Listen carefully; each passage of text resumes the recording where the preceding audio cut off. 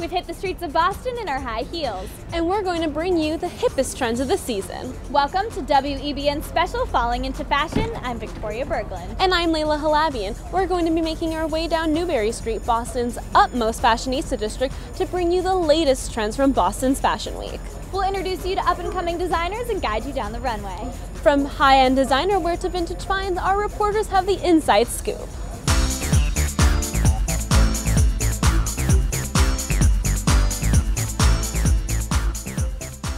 Looking good isn't about dishing out a lot of cash. In fact, vintage wear is in. Our own Ana Ritas Rodriguez shows us how you can save money while still being a fashionista. Vintage is back and with a vengeance, and these timeless fashions came, saw, and conquered the first annual Second Time Around fashion show at the W Hotel. Marissa Malosky is the director of styling at Second Time Around. She says fashion's #1 trend this season is thrift shopping. Second time around, the last couple of years with the recession has been, the place where you can really be guaranteed to still kind of keep that level of fashion and currentness to your wardrobe without spending, gobs of money. You're right, you can get a Louis Vuitton bag for, in some cases under $500, which is, unheard of. Terry Mann was the independent stylist behind the show's 60 looks that range from that must-have biker jacket to the feminine peacoats. I like to mix and match. I love everything to be textures and colors, and I like to mix them all together. I once put a guy in every single thing he had was a different texture.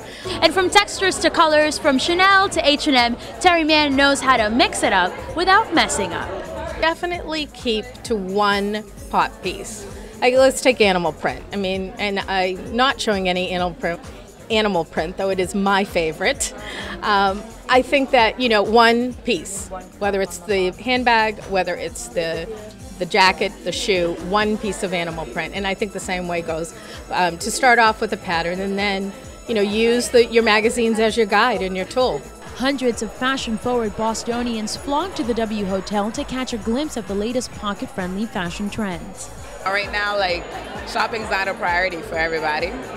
Money's not coming in as much as it's going out. So if you can save on shopping, you can't argue that, right? Because I'm a fashion lover, the first thing I love is the look. The second thing that's most important is practicality and accessibility. Because you can love a certain style, but if you can't afford it, it's not going to work for you. Jean Nicholson is the store's fashion director. She says thrift shopping, or what many may call thrifting, is a trend that may stick around even when the recession ends. We're coming out of a recession, but people are still wanting to be so frugal and smart with their money, whereas, a couple years ago, 5 years ago, people would go splurge on that Louis Vuitton handbag. Now they're thinking, okay, maybe I can get this handbag a smarter way. Soon after the show ended, attendees swarmed the pop-up store to get first bids on the runway trends. Reporting from Boston's Fashion Week, I'm Ana Ritas Rodriguez, WEBN. Swapping is the new shopping. This is another way to freshen up your wardrobe without spending a lot of money. Nikki Fig checked out the Sip and Swap, where she learned what it takes to become a swapaholic. Many fashionistas are giving up shopping for swapping. You come with a bag of clothes. It can be any size, anywhere from 3 items to your whole closet, and then you swap them out. We give you a reusable bag to fill up to the brim with. Melissa Masello is the co-founder of the Swapaholics. They hold monthly clothes swaps, and tonight's Sip and Swap event was part of Boston's Fashion Week. Attendees came with a bag full of clothes they were eager to swap out. There's some girls wearing really cute stuff in line, so hopefully they're giving away some cute stuff inside too. It should be fun. The doors opened and the swappers got to work. They scoured through heaps of clothes, shoes, and accessories, enjoying the unique experience. You never know what you're gonna get, and you kind of pick up things that you're like, I don't know if I would wear this. Maybe I wouldn't buy it in a store, but I'm gonna pick it up because it's pretty cool. And Masello says that clothes swaps aren't a trend, they're a lifestyle.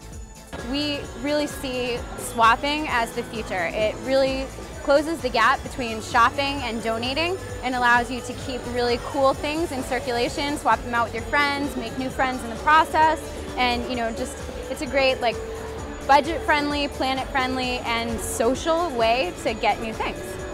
All of the clothes that didn't get picked up tonight will be donated to Boston's Goodwill.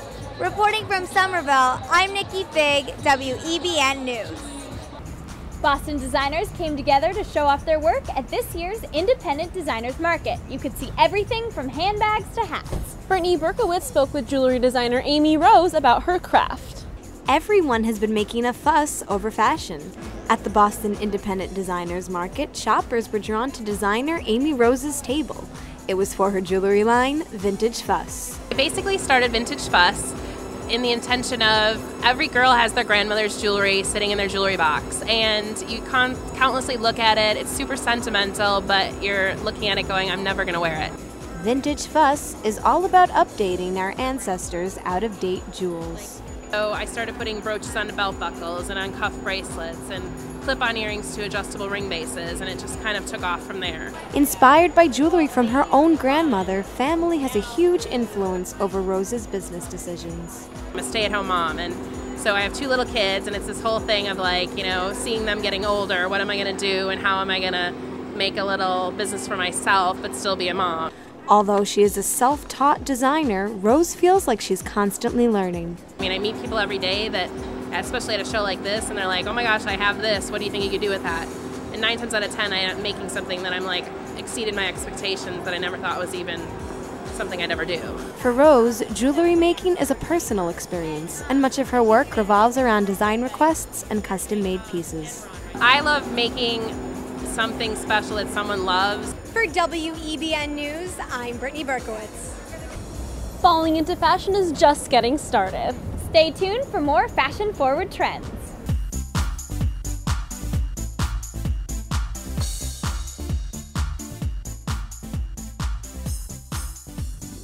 Welcome back. We're continuing down Newbury Street and we're ready to take another trip down the runway. I had the chance to talk with some designers at this year's Emerging Trends Fashion Show. They came to Boston from all over and introduced me to their upcoming collections.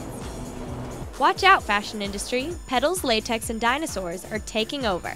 The Emerging Trends Fashion Show was held on September 25th. 22 fashion designers showcased their up-and-coming lines.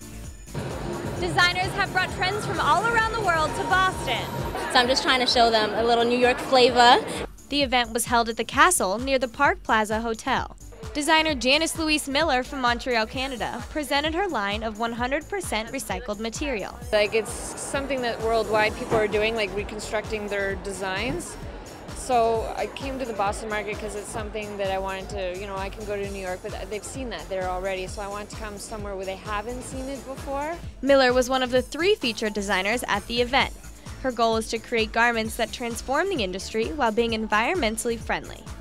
The second headlining designer, Vivian, presented her line that is influenced heavily by her Chinese culture. I'm from China, my culture, so a lot of the sole I took some is like a traditional Chinese dress, so it's very fitted. They're very fun and romantic and chic. The last featured designer, Hung Vu, showed Boston a more sophisticated couture look. There's a lot of detail and they all have to be done by hand and very carefully put on the dress. Each of her pieces have been created with special attention to detail, with an abundance of petals and flowers. The fashion show was a great opportunity for these designers to show the city of Boston some new flavors of fashion. One way to give the runway an edge is to get the audience involved. Shostra's Fashion Resurrected did just that. It was an interactive fashion show where guests selected outfits to be featured on the catwalk. Chad Boyle was there in the midst of the action. Most fashion shows are open to industry insiders and the media elite. But that is not the case with Shostra Productions' Fashion Resurrected. It is an interactive fashion show open to consumers. Co-founder of Shostra Productions, Natalie Petrak, explains what an interactive fashion show is all about. Interactive in the sense that our guests are going to come in and they're going to be able to take a look at what French Lessons has to offer this season, select outfits that they want to see on the models, and then the models will put them on and model them during the show. Kathy King is the creative director for Zach Lowe's Shoes. She says an interactive fashion show is also a great way for the designer to see what interests the consumer. You get a lot more input from the women that are actually wearing the clothing, because you can look at a fashion show and see something absolutely gorgeous on the runway, and there's usually only 1 or 2 pieces that you will actually take home and wear. The different and unique concept of an interactive fashion show is what drives consumers like Dimitra Georgakopoulos to Fashion Resurrected. A, you're seeing real hand how it looks, and B, it is the latest and greatest, and you can ask questions of the designers. If you want something custom done, they're very willing to work with you, so that makes it very interesting to be interactive. Fashion Resurrected saw clothing go from the racks to the runway, as opposed to the runway to the racks. At the Langham Hotel here in Boston, I'm Chad Boyle, WEBN News.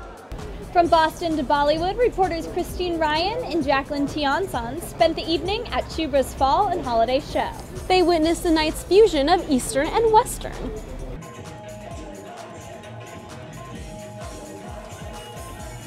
This fashion show focused on three things: silk, color, and the environment. That's right, the environment. Shubra uses eco-friendly fabrics when making her clothes. There's a lot of waste in terms of just how clothing is used one season, not ever used again, or sold off to discounters. And my goal is to actually build a timeless collection. The all-natural fabrics were filled with color and different patterns.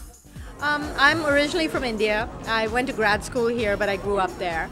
And I just, color's in my blood. I love it. And when I see it, I respond to it. This fashion show might not have been as crowded as the fashion shows in New York City, but it still did excite the people who came here to see her new line. I'm looking forward to seeing new stuff and her embracing this fusion of Eastern and Western cultures. I thought it was great. It was a good variety of men and women's clothing, casual clothing, dressy stuff, great vibrant colors, and a great setting to have the event in. Well, Boston, there you have it. This fashion show proved that you don't have to just stick with the grays and blacks. A little eco-friendly color will go a long way this winter. For WEBN, I'm Jackie Tiongson. And I'm Christine Ryan. Local Boston designers came together to show off their work at this year's Rising Design Fashion Show. Jordan Moncada was there to let us know what sets this show apart from the rest. There seems to be more and more new independent fashion designers, and for one night, they got their chance to face each other. These 9 designers are all graduates of Massachusetts College of Art and Design. This is their own fashion show designed from start to finish. We just kind of got together. We started having brunches on Sundays just to kind of talk about things. I know about this opportunity at this boutique, or so-and-so is hiring. So it was more like a networking thing, and then we thought, hey, Boston Fashion Week's coming up. Let's get together and have a show. So we kind of picked each other. The Rising Design Fashion Show was not your typical catwalk. It was set in the Mobius Gallery, and the models didn't strut down a classic runway.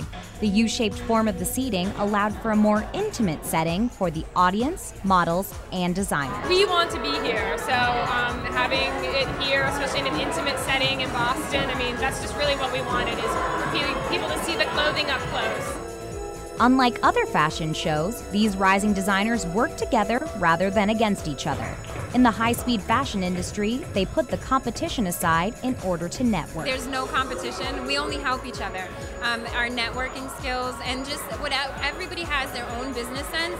And when it all comes together, we get so much done. But at the same time, we can independently be designers going after what we want in the field that we want. But we know we have this network of people that are there to help with whatever we need. All the rising designers are continuing to work on their lines, which are set to premiere in early 2011. Reporting in Boston, I'm Jordan Moncada. Before we keep heading down Newbury, we've got to take a break. When we come back, we'll introduce you to some of the designers at the Rising Design Fashion Show. So don't stray too far, we'll be right back.